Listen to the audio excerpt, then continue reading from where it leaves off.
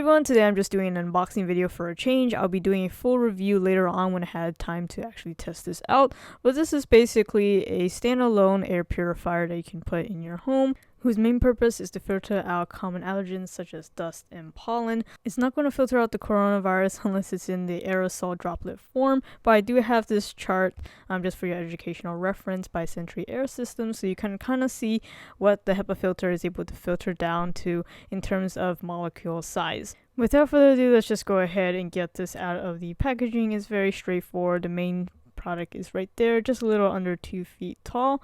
You have the quick user manual and its own proprietary wall charger. Removing the plastic around the actual air purifier, you can see it's a very simple cylindrical white design. One big fat button on top, and then you can see the grills for air intake and air dissipation. On the bottom there's a quick twist to unlock the bottom cap, and then you can see the HEPA filter as well as the fan right inside. HEPA filter is currently in plastic wrap, so don't make the mistake of just turning on the air purifier without removing the filter from the plastic wrap. So make sure to do what I'm doing right now.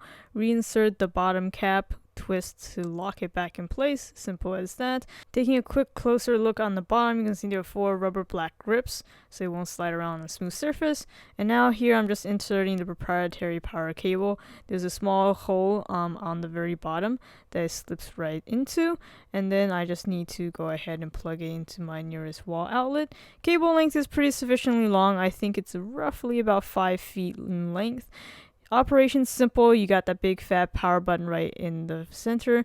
You just need to press it once to turn it on. In the first lowest setting, it actually turns on the light rim around it. For some reason it just turns off when you change to the second and third speed levels, and then you press it again to cycle back through the lowest levels. So that's very simple operation. You can see just what level it's on based on the blue light around it.